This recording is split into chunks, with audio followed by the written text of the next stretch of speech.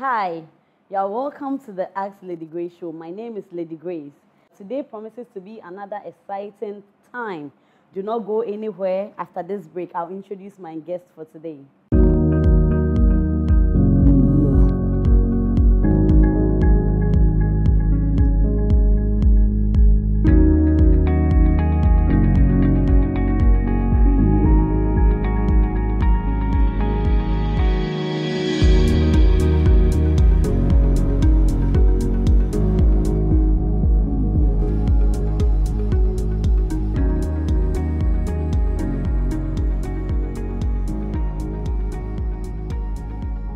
You're welcome back to the Ask Lady Grace show. Joining me here today is my dear husband, Pastor Emmanuel Kwabena Nyama. Thank you, Pastor Emmanuel, for accepting to be on my show. Thank you very much. It's always a pleasure to join you to talk about things that are important to women and to men and everyone. Today, this topic is of great interest to me, right? I want us to discuss how do you handle singleness? That's my topic for today. How do you handle singleness? Pastor Emmanuel, like I said, everyone at one point or the other was single. So maybe you are single, you are searching, you're married, you were once single, right? I want to know what does one do during that process, okay? The time I am single, right? What do I do? Do I just sit down awaiting a Prince Charming to come around as a lady? What do I do in that process? Am I just there hoping that someone will come around? So everything I'm doing is for that person. Is that all that there is when I'm single? Okay, thank you. Thank you very much for the question. First, I think it's a very interesting question. I don't find it to be out of place at all, because just like the popular adage goes, "Penina obi enye but akrade obi ayebida." I mean, all of us have been at that state before of being single. You know, people went from singleness to married and back to singleness. Yes. Others also are single and they are still single. Yes. Others are single, they are not searching. Others are single and they are searching. And even others are in relationship, but they are kind of searching anyway. Because so it's kind of interesting how it works. Yeah. But then again, it's not a disease. Singleness is not it's not a problem, really. And I think people should understand that.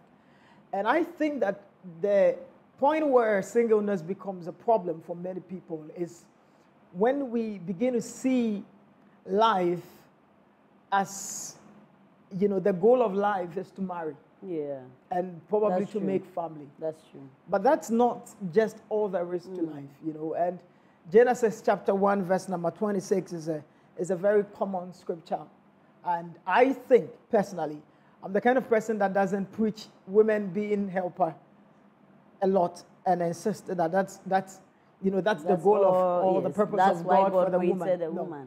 I think that the purpose of God for humanity, which includes the female and the male, is found in Genesis chapter 1, verse 26 to 28.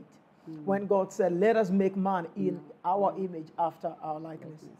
And then he said, "And let them have dominion." So that was very emphatic on what they should do. They have dominion over all the things that the Lord has made. This is how the Bible puts it.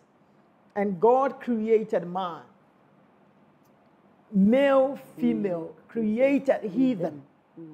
So God didn't create the woman in Eden. God created the man, the woman and the man in Genesis 1 verse 26. And sometimes we make it seem as if the woman just happened because man was there and everything was for man to do and man needed help, and then so the woman is sort of an afterthought. And a lot of people have this kind of behavior of thinking that, well, if all you got in life, or if you live life and you never got a man, you know, then you never really lived, as though that's all there is to life. But if you read that scripture very well, first in Genesis chapter 1, verse number 26 to 28, you notice two things that are very essential. God created man, male, female, created heathen. So God made man and woman, female and a male, in Genesis chapter 1. And he said, this is what he said, and the Lord blessed them, in verse number 28. And the Lord blessed them. So that was the first thing God did, was to bless the male and the female.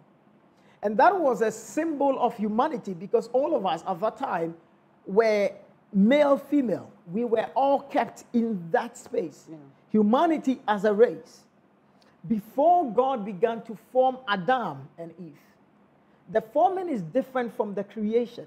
If you want to understand purpose, you don't go looking at the forming. You first looking at the reason behind the creation, because purpose is the intention for making something. So why did God create man? We find that in Genesis 1, verse number 26 to 28. And it's essential that we understand that when God created man, he made man male, female. God didn't create the male and later created the female. God created the male and the female at that point in time. And he blessed them. And then he said, be fruitful and multiply. Replenish the earth. And then he said, subdue it and have dominion. So we notice four key things. Number one, God blessed the man and woman, or the female and the male. Number two, he asked them to be fruitful and to replenish the earth. And then number three, he told them to subdue the earth. And subdue means you bring something under your control. In other words, have the earth under your control. That is why today people are looking at carbon dioxide and how we can capture carbon dioxide. People are looking at how to bring solutions on how to deal with global warming. People are looking at how to solve the issue with flooding. People are looking at how to solve the issue with, bushfires and all the issues that life, that we face on earth. Man has that responsibility to subdue. It is a command God gave man.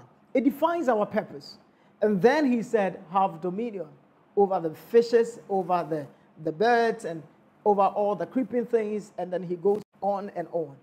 Now, when we look carefully at Genesis 2 and Genesis 3, what we see is that after God had said that, the Bible said, and he saw that it was good. Yeah. And then we see that God rested. So God was done. But then we begin to see the manifestation of what God had done. Okay. And it started with the first man called Adam. So God formed Adam as the first man. And then God said, remember, whatever God is going to do from that point in time is to fulfill his purpose, which was that man will be fruitful, will replenish the earth, will subdue it, and then will have dominion of all he has made. And that responsibility was not to the male. It was to the male and female. It's very essential. So then, how do they be fruitful? How do they replenish the earth? If it was only the male, as in it was the man, Adam, that had been formed.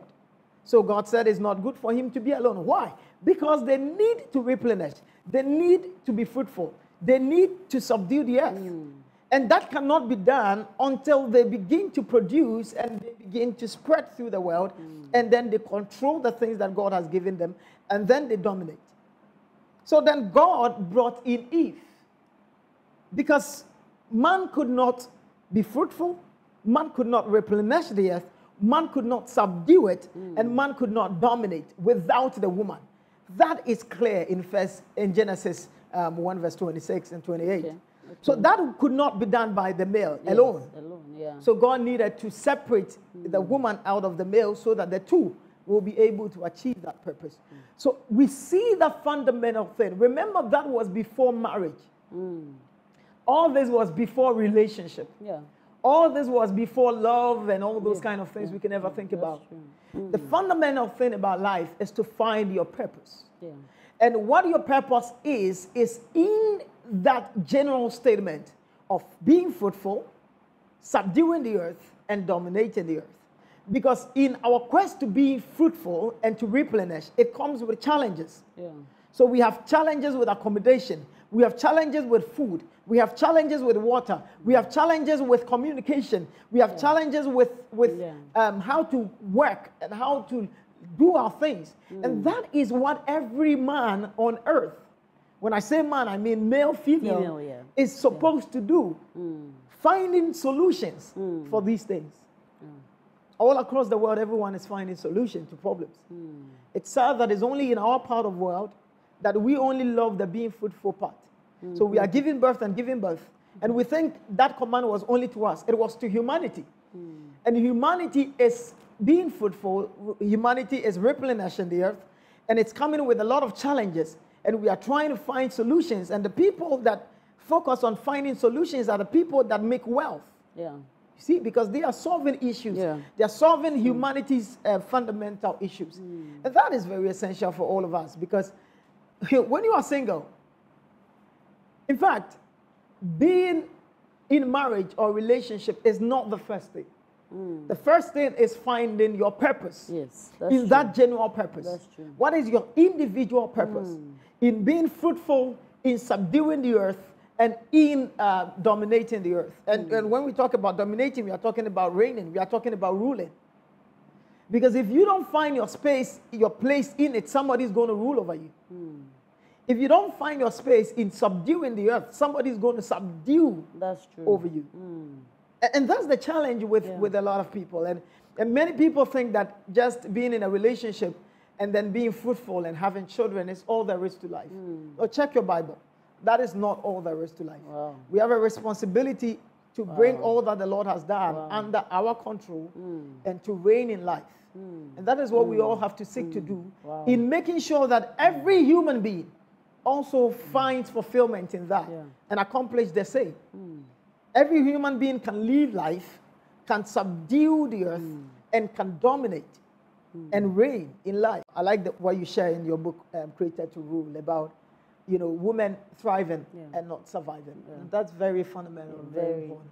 So when we jump the step from finding our purpose, our place in this God-given mandate, and all we want is to be fruitful and get into love, we miss it. Because God gave purpose even before he formed the male as Adam and then formed the woman. And if we jump it, there is always going to be challenges. That is why we have a lot of issues with love. I remember when we met. I met you. At that time, we're not even dating. And I told you that this is where I'm going in life. This is my individual, call. I mean, this is my responsibility. This is my focus. This is my purpose. And I needed to know yours. Because I didn't think I'm the one with the purpose and you are supposed to help me. That's not what I think. I think that we all have one purpose. And that is to subdue the earth, be fruitful, subdue the earth, and to dominate. And that is where I want you to find your place in that. And you want me to find your place, my place in that. So we come together because the Bible says that two is better than one, for they have a good return for their labor. So that is where partnership comes in, as I shared the last time, that now we come together to accomplish that goal. But for us to be able to live in harmony, we must have love. So love comes in. So then marriage comes in. So that now I have that responsibility of you and you have the responsibility of me. But we should never lose sight of the goal of our union, which is to be fruitful, to replenish the earth, and then to subdue it. And maybe somebody is asking right now that, so what if I don't give birth? Being fruitful has nothing to do with just giving birth. Remember that is not an individual command. It is a general command to humanity. As humanity is getting fruitful, you need to find yourself or your space in there. As humanity is subduing the earth, you must find your specific purpose in there. As we are dominating the earth, we have to also find our space or our assignment. That is why when somebody is under the bondage of the devil, Christians are very much interested in liberating such a person and making sure the person finds freedom. So all of them come in this specific mandate. That's true. And if we lose it, the Bible says, and let them have dominion over all that. And he said, and over every creeping thing.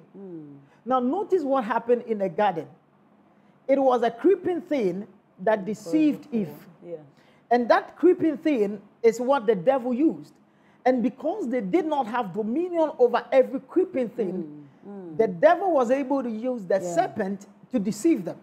But if they knew their purpose in the garden, and they knew that it was important for them to dominate, that is to reign and to rule, even over the serpent, the serpent could not have been used to deceive them. And this is where a lot of the problems that we find ourselves in spring from. We don't know our purpose. We are not interested in our purpose. We just want to be helpmates. We just want to find love. We just want to give birth. And that's it. And that is Africa's major problem. Wow. The world is solving issues. Just some few days ago, NASA launched what they call the Operation Perseverance, which they've been working on for quite some time, on Mars, trying to find information on Mars. On Mars. And remember, when we talk about the Earth is not just this land we walk on. The Earth has to do with the universe. Now, man is even extending its dominion even to planets. And we are here interested in giving birth and love and relationship, which is a very big problem. And that is why we are poor. Wow, that's so powerful. So from what we are getting, I wasn't only created by God for love or for marriage. I was created to have dominion. So God had an original intent. So if nobody is coming around, or I'm not in any relationship, does not mean my life has come to a halt or my life is of no value, because God has a purpose for everyone. Thank you so much. That's so insightful. Growing up, being in school, being at places, we've seen people, there are situations where on campuses, there are people, roommates, a place where someone is in a room where all the friends are in relationships, right?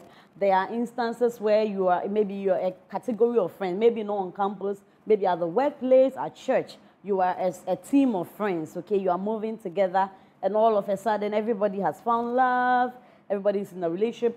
At times, some of them are even getting married and are giving birth and all that. And maybe you're maybe 3, you are 4, you are 5, you are 6. And maybe that person is the only one, right? Or a situation whereby they are family, you are maybe all girls or mixture, and all your siblings have found love and they are bringing them home and all that. And you are all alone. What is the advice you give to somebody in a state like that when all your friends, I remember back on campus, my roommates and I, we have a funny saying, and my roommate too, like, meaning that those who are not in a relationship, those who are going, when you come, tell the guy that, and my roommate too. And sometimes some people are devastated, or they call in themselves, they feel less of themselves because maybe nobody is coming around, or maybe they have been in series of relationships or that did not end well. They have found love that they were not treated well, or they are generally not even, somebody maybe in about 5 years has not had anybody who is saying to the person, I like you and I want to marry you, or I want to be in a relationship to know you. What do you say to people in such situations when all your siblings or your friends or your roommates or your church mates, friends, are in a relationship and you are not? That's a very interesting one, because human beings are emotional beings. Yes. And emotional beings are people who want to have their feelings in something, and they also want to feel loved. Yeah. It's very essential. Yes. And it's something you can't do much about if you're at a point where you are not feeling loved. Yeah. It is a very natural feeling to feel like, why nobody likes me, or to feel worried and troubled. Yes. It's a very natural feeling. Yeah. Sometimes I really understand people. I hardly try to talk people out of that feeling because it's a natural feeling. Yeah. And then also there is also the concern about peers and people finding love. Yeah. And that is also a very normal feeling when people are having something that you find to be good that you do not have. It's a natural thing, because human beings always want to also be part of the masses, right? We want to We want to smoke from the thing that the masses are smoking. Yes. You know? So I also do understand that. So the two things are things that are not, they are not a disorder. I mean, it's a very normal feeling. But it becomes a problem when you begin to live your life just based on just that feeling. Or make decisions based on that feeling. Or think less of yourself just because of that feeling. That becomes a problem. Because if you will be truthful to yourself, there is no timetable to when people find love. Yes. I know people that found love very early and lost it. Yeah.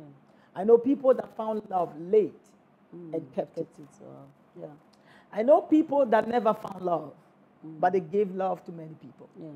I have seen people in life that never had anybody to even love them, but they loved everybody. Because life is just not about what we feel, and it's not just about what we want. Life is not just about what we feel, and it's not just about what we want.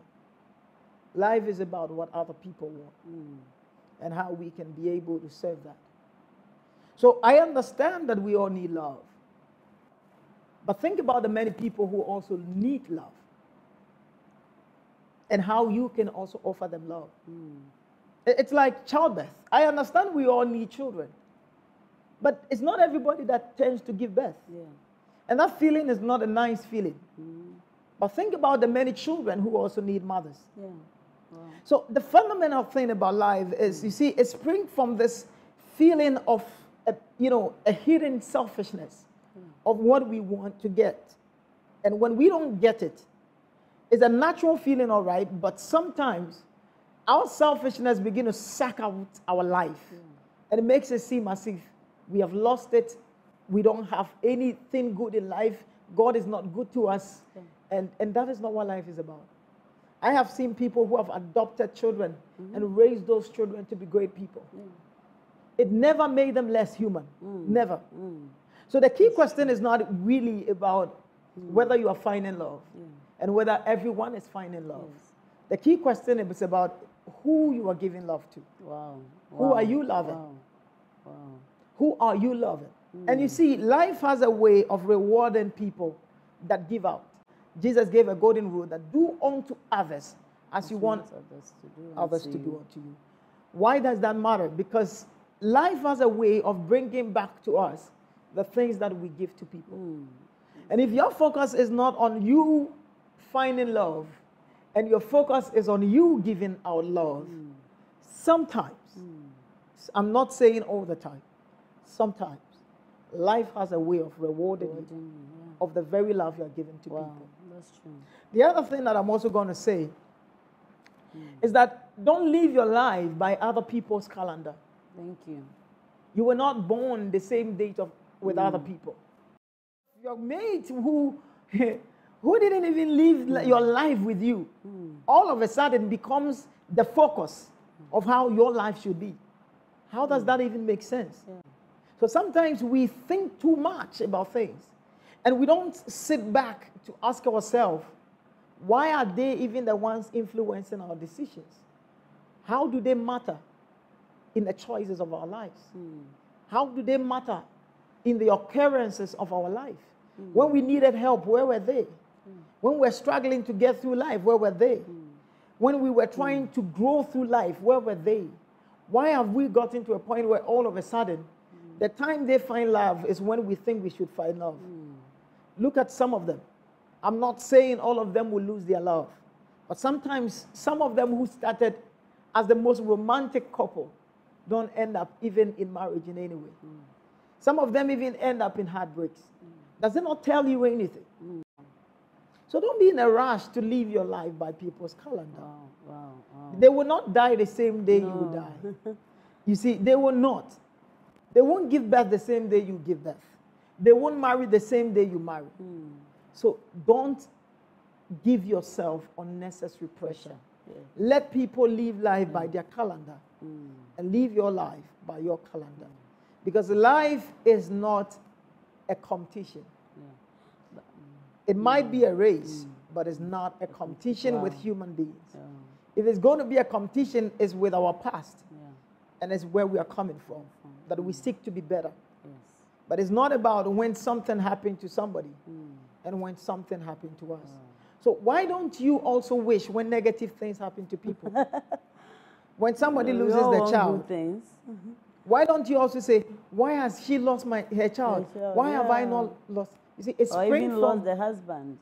It springs from when somebody's relationship is broken. Why don't you say, mine too should break? No, it springs from the heart of that deep-seated selfishness that Jesus came to save us from.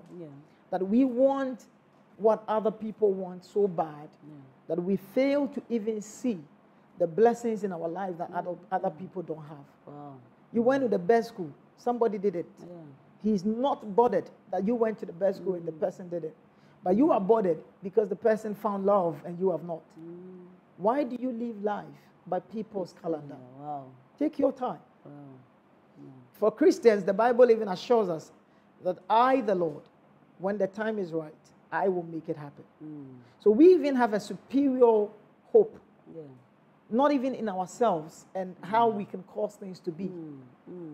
We have a superior hope in God that is able to cause things to happen according to His wisdom and not according to ours. So why are we still bothered? This is amazing and interesting. Do not live your life according to people's calendar, but according to God's calendar for you. I think it's a very great deal. But I think that mostly yes, we will know all that, right? But the pressure, where it comes from, sometimes even comments that people make, your friends, your family. Sometimes some families can say that, or sometimes, those comments, actually, yes, you want to hold on to this. You know that, yes, it's not my time, God. But sometimes I think that the parents, the friends, and others around you should learn not to give people unnecessary pressure, shouldn't pass unnecessary comments. Some people can say that, what they do any money, when I'm for pay, and I will go school, baby, and I will say, and I will dress it. No, so far as you know that the purpose for God for me is to have dominion, and God in His right time will give me somebody that He Himself can trust that will keep my heart well. I think that all those pressures coming from families and friends then can be handled well. So do not give people unnecessary pressure. I agree to that. I agree to that too. As you grow, one of the fundamental things is to learn to not let people's words get to you. Okay. Yeah, that's also important. Yeah. It's very important because for human beings, opinions are like noses. Yes. Everybody has one. Yes. And everybody will try to get their opinion or, say something about your life. Yeah. Even when they don't have an idea what is going on in your life. Yeah. So if they say it, just understand that opinions are like noses. Everyone has one. Okay. Leave people to their opinions. Okay. Some people, their opinions are big. Some people, their opinions are small. But regardless of how big or small their opinions are, leave people to their opinions. As long as it is not your opinion about yourself, it doesn't change anything. There was a time Jesus asked them, what do people say I am? And He was shocked, the kind of thing that people thought about Him. And no matter what they said, some people say you were Elijah, someone said you are one of the prophets. Jesus was not bothered. Even when Peter got it right about Him, he said, well, this was not revealed to you by flesh and blood. So Jesus even realized that nobody can truly have the right opinion about you if God does not. It means that it's only God who has the right opinion about us. Wow. All other opinions, no matter how good they sound, are just opinions. And they should not influence your actions in any way. They should never influence your actions, whether to do good or to do bad, in any way. The only opinion that matters is God's opinion about you. Wow. And so far as God is okay with you, God never told you He has a problem with you being single. God never told you He has a problem with you not finding a wife. Listen, I'm not in any way saying love is not important and relationship is not. No. I've always said here that it's so important to have people. Two is always better than one. But think about it. Two is only better than one when it's two heads that are wise. Yeah. Two fools are not better than one. Obviously. One fool and another wise is not better. Yeah. Two is only better than one when the two heads Wow. are wise. Even though, of course, they might not be the same in terms of what they think and their thoughts and opinions, but at least they are wise. Yeah. And sometimes when you want to be two so bad and you don't like the singleness, you end up having two fools or two wise and one fool and still realize that it wasn't even necessary. When I say fool, I'm not in any way saying that people, I'm not insulting them in any way. I'm just trying to say that, I'm just making an analogy. Yeah. That is only when two wise people come together. Two mature people come together. Two forgiving people come together. Two people who are ready to work out, you know, their differences and their mistakes and give a space or a room for growth. Wow. That is only when it is important. That's phenomenal. Wow. But don't you also think that, I think some people end up being single because they set too, you know, they have a lot of desires, you know, that they want this, the person should be this way. If it's unrealistic expectation, the person should meet certain criteria, and maybe the people coming around are not meeting those criteria. Don't you think that those are some of the key things as well? Definitely. I mean, even in business, we always say that set realistic goals. Yes. So there's always realistic expectations and unrealistic expectations, always. There are people who have very unrealistic expectations. And sometimes I don't blame them.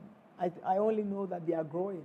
So it's really not about, you know, just the expectations we have. It's about realistic expectations. Wow. And it's about essential things. Some things are non-essential. Really. Nobody's saying don't have expectations. It's not just about what I just wish for. When you grow to a point, you need to make decisions on things that are essential.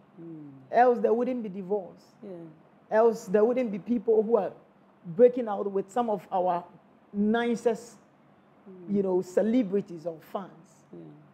Because you will find out later on that there are things that are essential in life. And not everything that is essential. Essentials are the things that keep relationships and marriage. Non-essentials never keep relationships and marriage. That's true. Nobody ever went to the court and said, oh, my wife is so hot. And that is why. I read in the news recently that Kim Kardashian and then Kanye West are filing for divorce. Wow. These are people who have money to create any shape they want. They are divorcing. Wow. It's see, essential things in life are the things that will keep your relationship. If you can't pinpoint that this one thing will keep my relationship, that thing is not essential. But if you can pinpoint that A, B, C, D are things that I know will keep my relationship, go for those ones. Wow, that's true. Go for those ones. Go for essential things. So thank you so much, Pastor Emmanuel. Today we are taking key things that we were created to have dominion, and we are not going according to anyone's calendar. While we wait, let's place value on ourselves. Let's see the things or the purpose God has created for, and focus on it. And yes, when a man or a woman comes into your life, focus on the things that are essential, that can keep your marriage, that can keep your relationship. It's been such an insightful day. Thank you, Pastor Emmanuel, for sharing your thoughts with us. I know a single person out there who is listening to us right now will listen and focus on things that matters. Thank you so much for staying and watching the Ask Lady Grace show. You can send your comments, your questions to askladygrace@gmail.com, and be sure that your questions will be addressed. Also, like and subscribe to my channel. See you next time.